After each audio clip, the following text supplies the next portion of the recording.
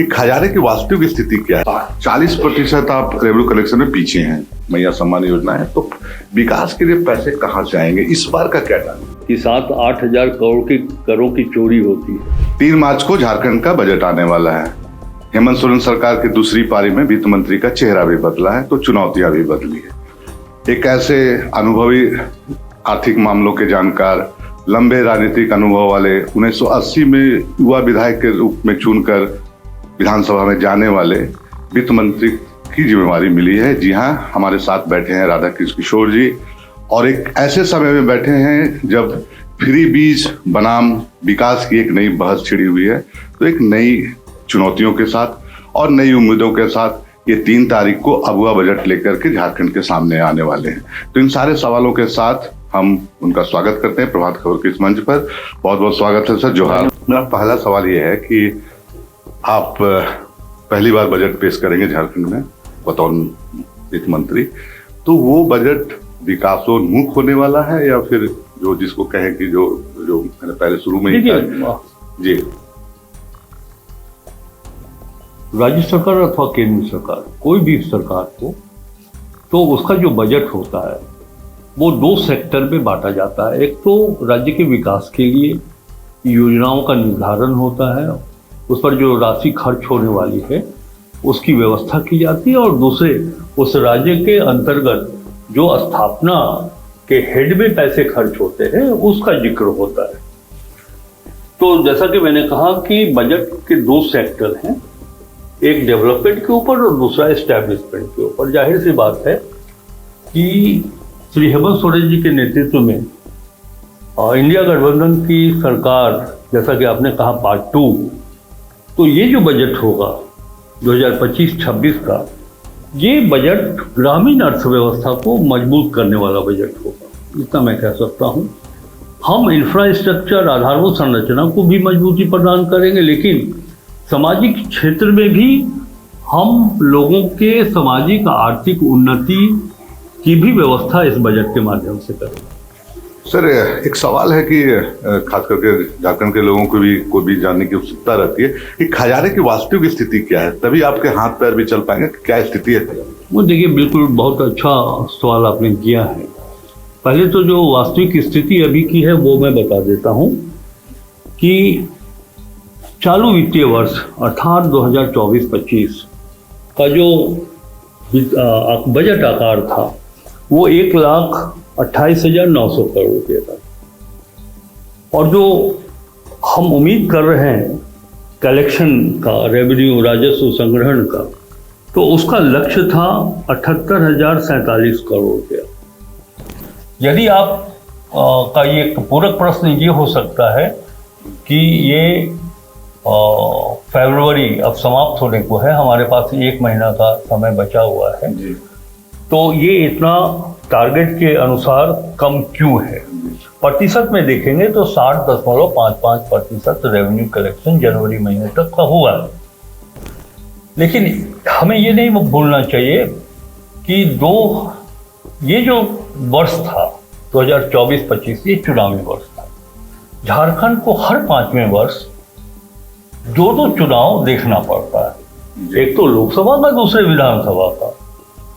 तो 2 चुनाव फेस करने के कारण इसका इम्पैक्ट पड़ता है डेवलपमेंट के ऊपर भी, उसके इम्प्लीमेंटेशन के ऊपर भी, और रेवेन्यू कलेक्शन के ऊपर भी, क्योंकि 5 महीने तक राज्य को मॉडल कोड के अंतर्गत रहना पड़ता है। लेकिन मैं जब कंपेयर कर रहा था तो मैंने ये देखा है कि इसके पहले 5 साल पूर्व जो चुनावी वर्ष था उससे हम इस कालखंड तक हम लोगों ने उस वर्ष के चुनावी वर्ष को और आज के चुनावी वर्ष कंपेयर हमने किया है, और उसके पहले भी चुनावी वर्ष में 2014, 2019, 2024। तो मैंने ये पाया है कि पिछले 2 चुनावी वर्ष से अच्छा परिणाम रेवेन्यू कलेक्शन में दिखाई पड़ रहा है, और मुझे विश्वास है कि मतलब संतोष करने के रास्ते निकाले। नहीं, संतोष करने के रास्ते नहीं निकाल रहा हूँ मैं। देखिए, एक वित्त मंत्री होने के नाते मैं कमिटेड हूँ, मेरी पूरी दायित्व है कि हम इस राज्य को, अगर हम विकास की बात कर रहे हैं तो हमारे पास धनराशि भी उसी अनुपात में होना चाहिए। इस बात पर मैं मानता हूँ, बिना धनराशि के तो आप आगे बढ़ भी नहीं सकते। हमारा प्रयास ये है कि कम से कम चुनावी वर्ष होने के बाद भी ये जो हमारा राजस्व संग्रहण है वो कम से कम 92 से 96% के बीच होना। अब जैसे कि आपके ही आंकड़े बता रहे विभाग के, तो 40% आप रेवेन्यू कलेक्शन में पीछे हैं, और उसके बाद फिर नई योजनाएं हैं, मैया सम्मान योजना है, तो विकास के लिए पैसे कहाँ से आएंगे? इस बार का क्या टारगेट? और देखिए, इस बार पहले तो हम एक बात स्पष्ट कर दें कि हम पीछे जरूर हैं 60%, लेकिन मैंने आपको पहले भी बताया है कि पिछले चुनावी वर्ष से हमारी स्थिति राजस्व संग्रहण की अच्छी है, और मैंने आपको ये भी कहा है कि 31 मार्च के पहले तक या समाप्ति तक जी हम 92 से लेकर 96% राजस्व संग्रहण पूरा कर लेंगे, वो लक्ष्य के आलोक में। जहाँ तक अगले वित्तीय वर्ष 2025-26 का है, तो रेवेन्यू कलेक्शन हमारा लक्ष्य के अनुपात हो, इसके लिए कई दिशा पर हमारा विभाग काम कर रहा है, और कई पहलुओं पर हमारा विभाग काम कर रहा है। जैसे इतना तो मैं कह सकता हूं कि 25-26 का जो बजट होगा, कोई अतिरिक्त वित्तीय भार झारखंड के जनता पर नहीं पड़ने वाले। चलिए, राहत वाली बात बताया। दूसरी बात मैं ये कह रहा हूं कि 25-26 में हम अपने टैक्स को बढ़ाना चाहते हैं। स्टेट का जो ओन टैक्स है, राज्य का जो स्वराज्य कर है, हम उसको बढ़ाना चाहते हैं, उस लक्ष्य को। और साथ ही साथ सिर्फ कागज में ही लक्ष्य नहीं दिखाई पड़ेगा, कई ऐसे कारण हैं जिसके कारण लक्ष्य की प्राप्ति नहीं हो पाती है। उसका मूल कारण मैंने ये देखा है 2 महीने के कार्यावधि में, कि जो करों की चोरी हो रही है, यदि हम उसे रोक दें तो 7 से 8 हजार करोड़ रुपया इस राज्य को ज़्यादा मिलेगा। हमारा पूरा प्रयास है, मैं बहुत ही संजीदगी के साथ ये प्रयास कर रहा हूँ कि टैक्स की जो चोरी है, या जीएसटी में, एसजीएसटी में जो टैक्स एवेजन है, उसको कैसे नियंत्रित करके हम अपने सोर्स ऑफ रेवेन्यू को बढ़ाएं। तो एक बड़ा गंभीर चिंता आपने व्यक्त की कि 7 से 8 हजार करोड़ का टैक्स चोरी झारखंड में है।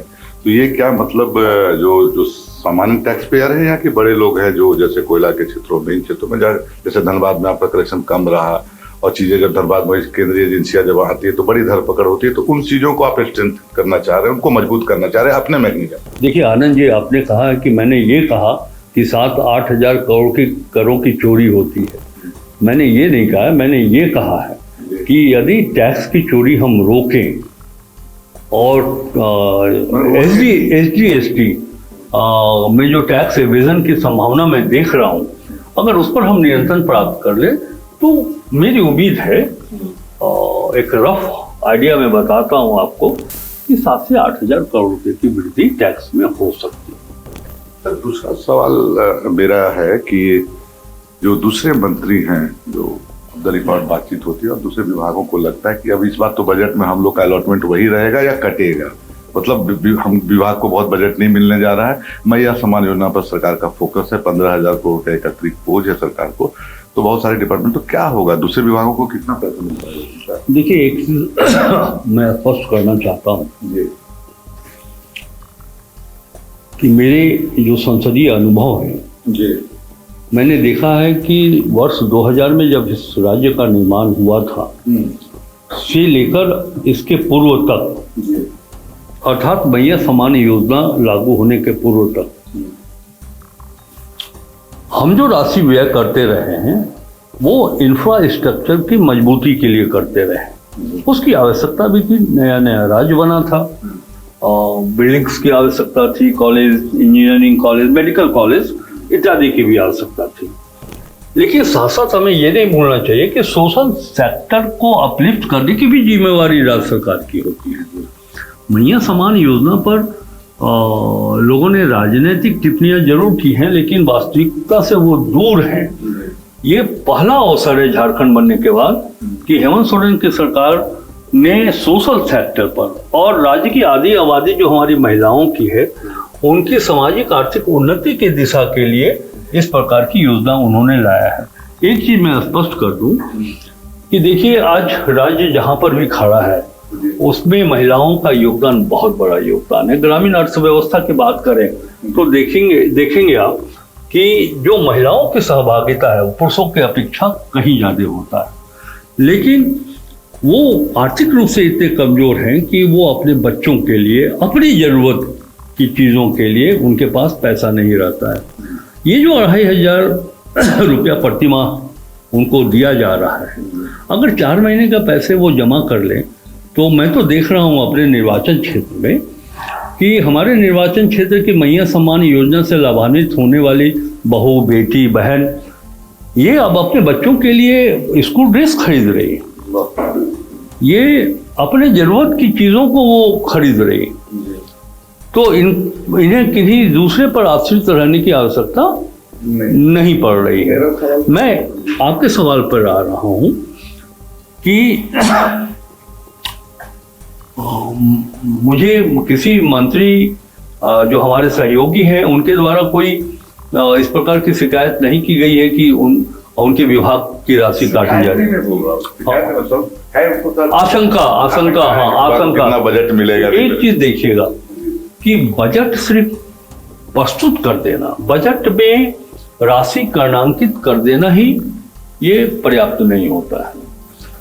हम ये देखते हैं या मेरा ये कर्तव्य मानता है कि किसी विशेष विभाग के लिए जो बजट राशि कर्णांकित है वो पूंजीगत राशि खर्च हो रहा है तो उसके परिणाम क्या आ रहे हैं उस वित्तीय वर्ष में।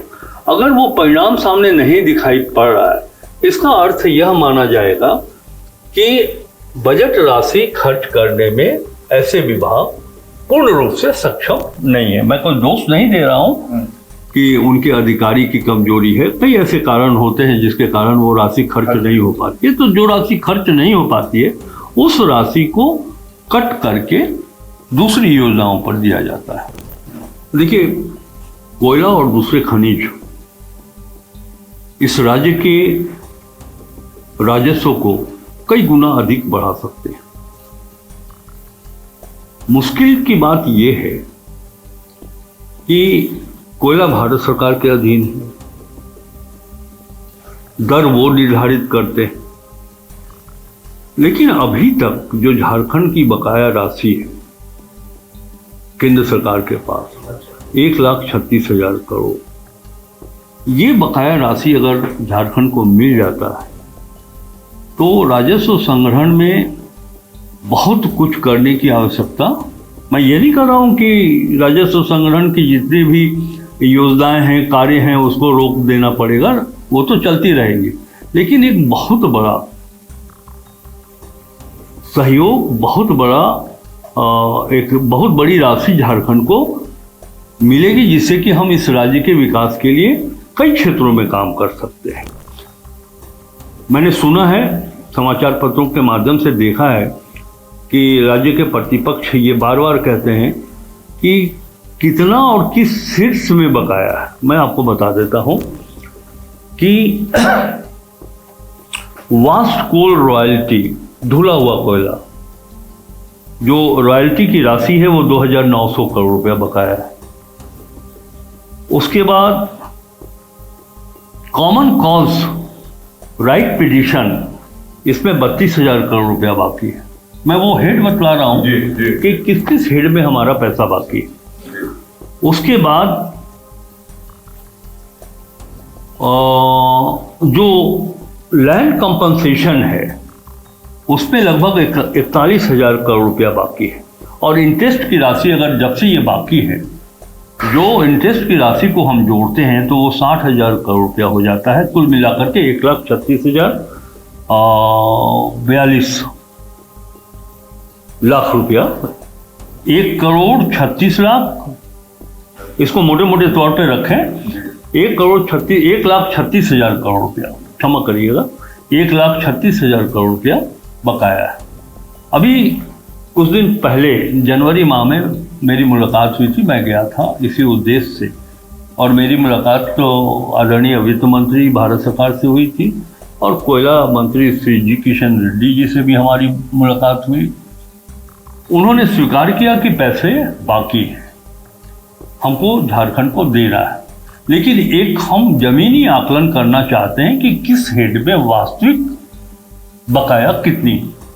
तो मैंने उन्हें एक सुझाव दिया था कि आदरणीय मंत्री महोदय, आपको कोयला मंत्रालय के वरीय अधिकारियों की एक टीम बना दें और राज्य सरकार के खनिज विभाग के उसमें अधिकारी भी शामिल हों और दोनों टेबल पर बैठ करके ये देख लें कि इस हेड में वास्तविक रूप से कितना बकाया है। आप संतुष्ट हो लें, अगर आवश्यकता पड़े तो आप फिजिकल वेरिफिकेशन भी कर सकते हैं, करके एक निर्णय ले लें कि साहब वास्तविक बकाया क्या है।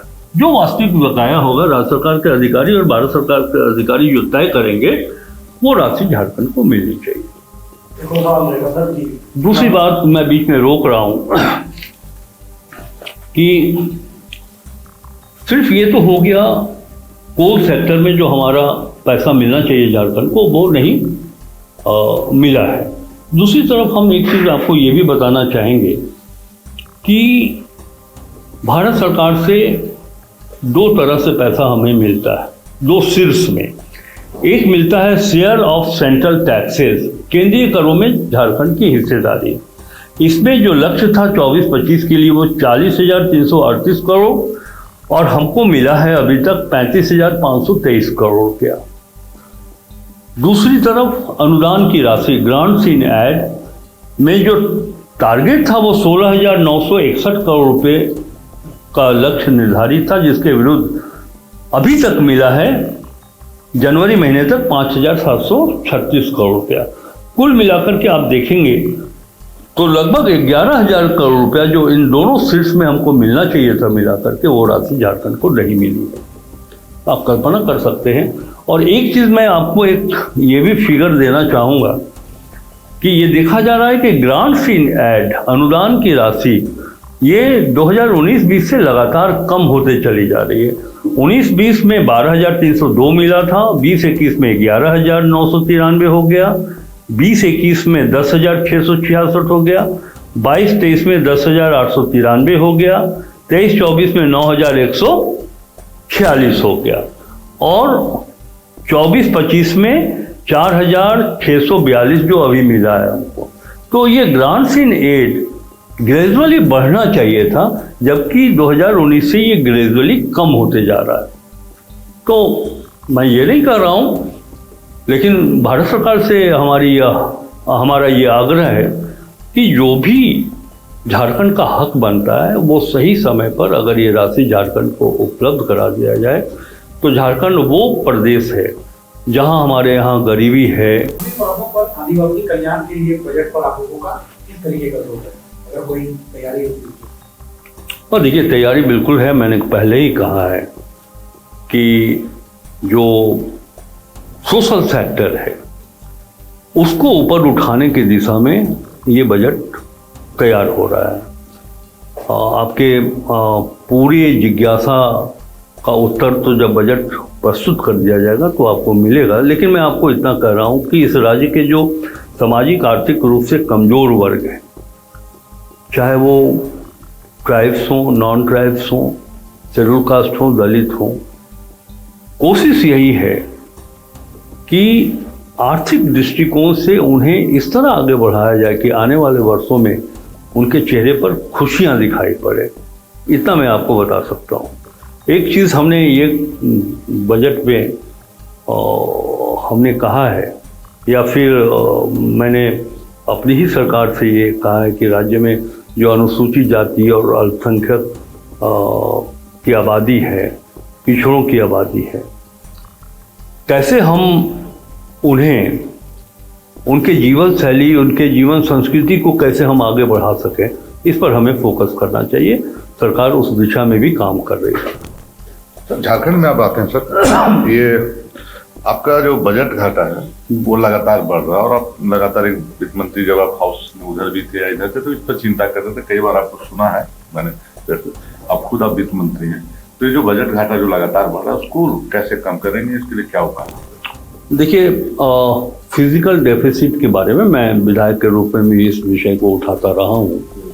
देखिए, इस बार जब मैंने स्टडी किया तो मैंने ये देखा है कि रिजर्व बैंक ऑफ इंडिया का जो गाइडलाइन है कि कोई भी स्टेट अगर विद इन 3% फिजिकल डेफिसिट में जाता है तो ये कोई चिंता की बात नहीं है, बल्कि ये माना जाना चाहिए कि उस राज्य का वित्तीय प्रबंधन इतना बेहतर है कि विद इन 3% जो है सो उस राज्य का फिजिकल डेफिसिट है।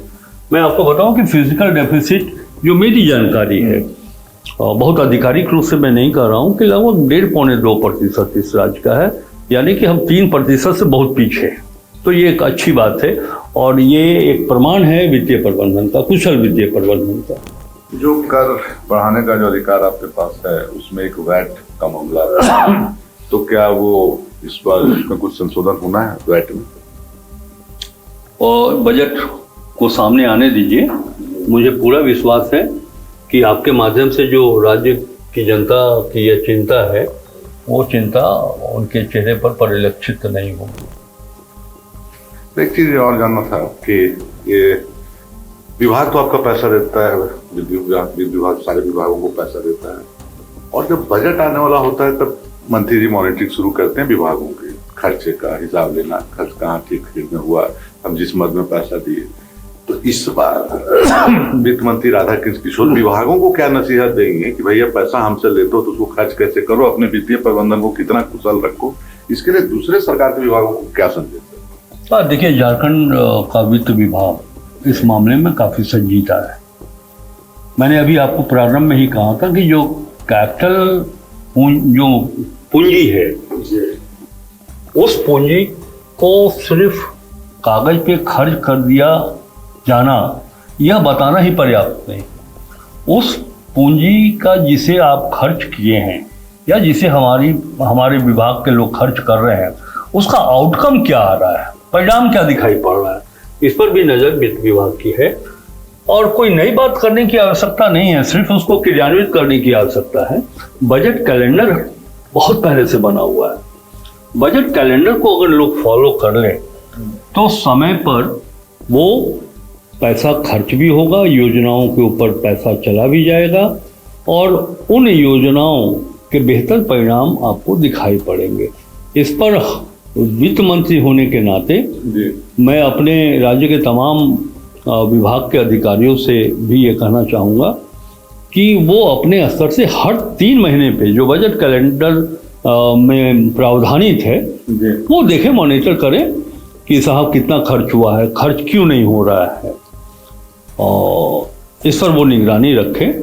और देखिए 2025-26 का जो बजट होगा तो मैं विश्वास से ये कह सकता हूँ कि बजट के क्रियान्वयन पर हमारे सभी विभाग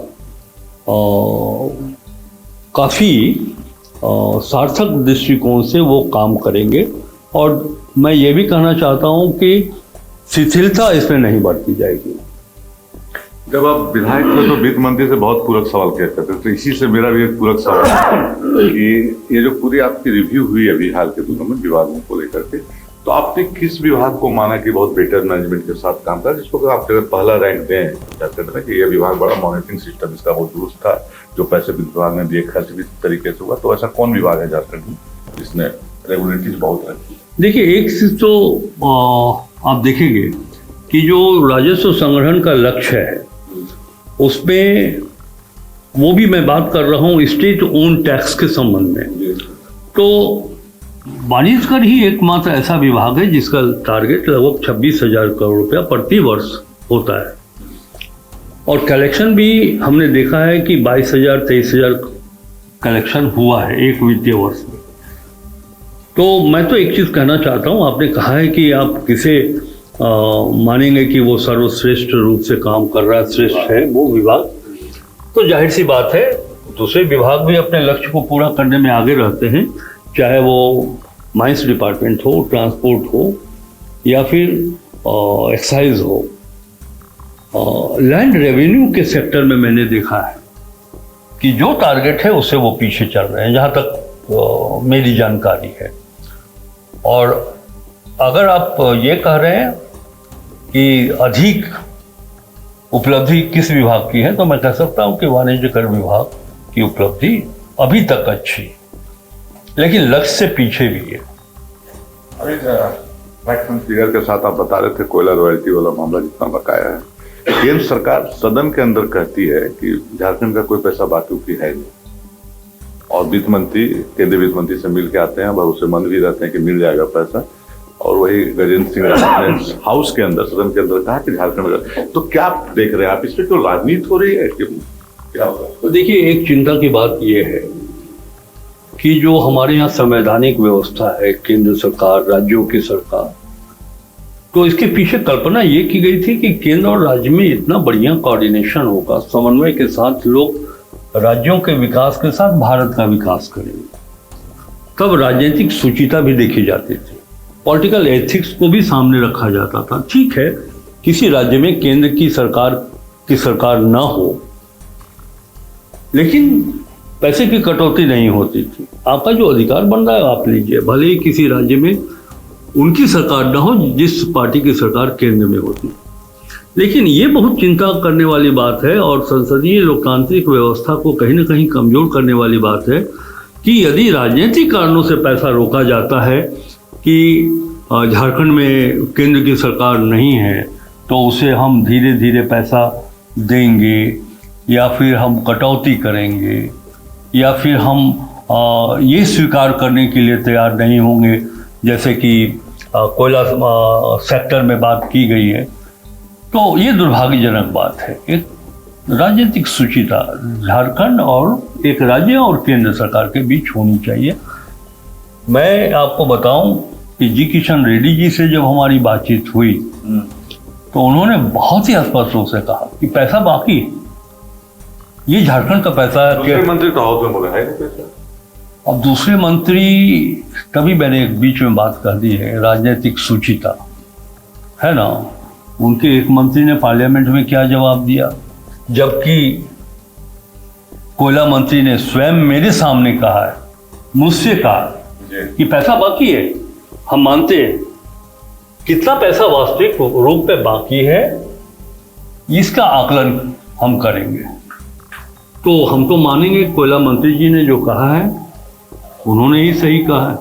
पार्लियामेंट में उन्होंने कहा है, किस उद्देश्य से कहा है, क्या वो एक एक्चुअल मानते तो यही संसदीय व्यवस्था में सर्वोच्च लोकसभा और विधानसभा ही है, लेकिन उस सर्वोच्च संस्था में अगर कोई पॉलिटिकल आंसर हो रहा है तो इसके बारे में तो बेहतर माननीय मंत्री ही बता सकेंगे। इससे जुड़ा हुआ सवाल है कि राजस्व का एक बड़ा हिस्सा जो है वो केंद्र सरकार के खाते में जा रहा है, स्टेट्स का भी जो रेवेन्यू है वो जा रहा है।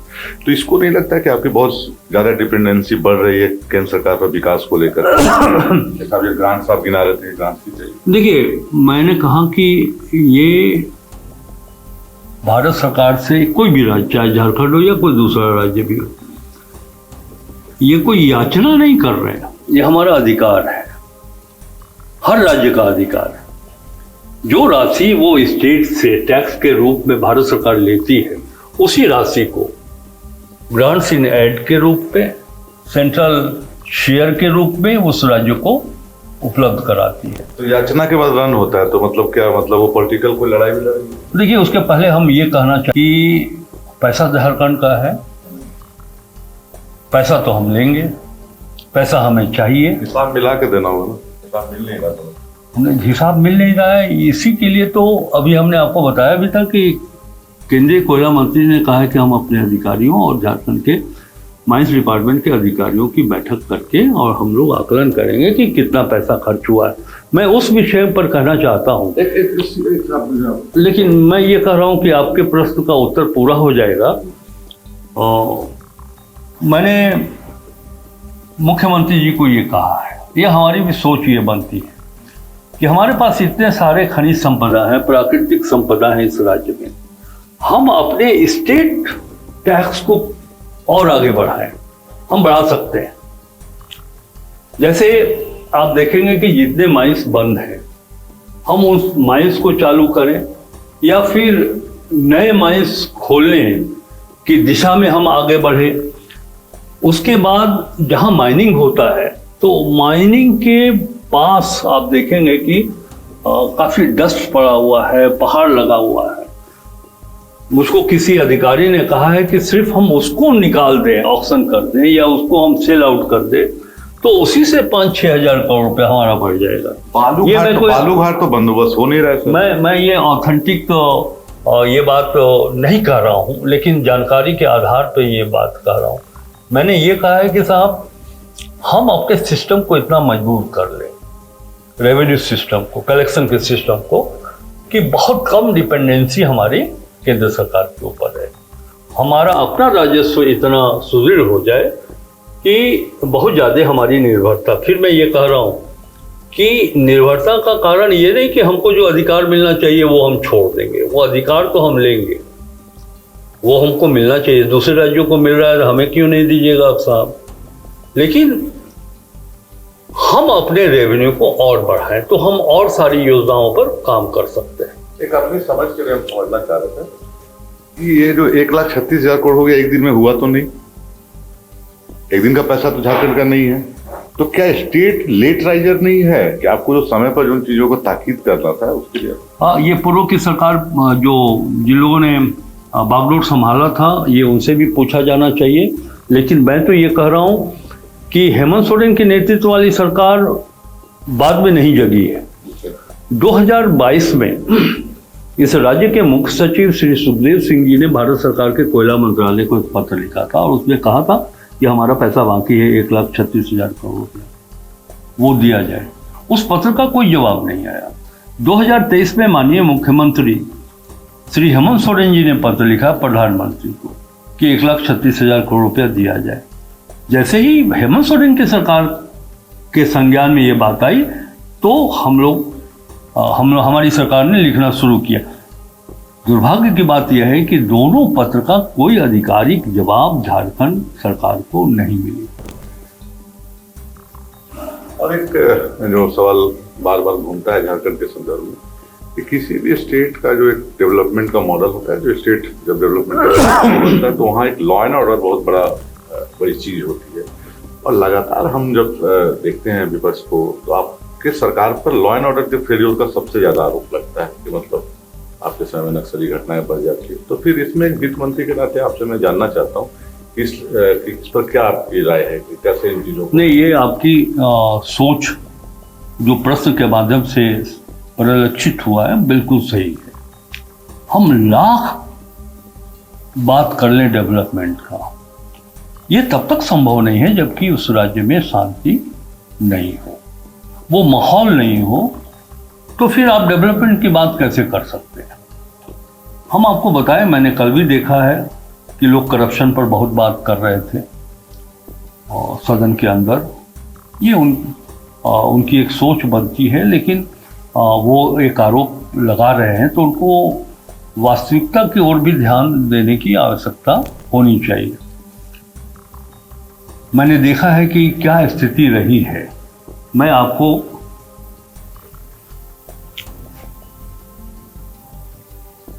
बताऊं, हम ये कंपेयर करके संतुष्ट नहीं हो रहे।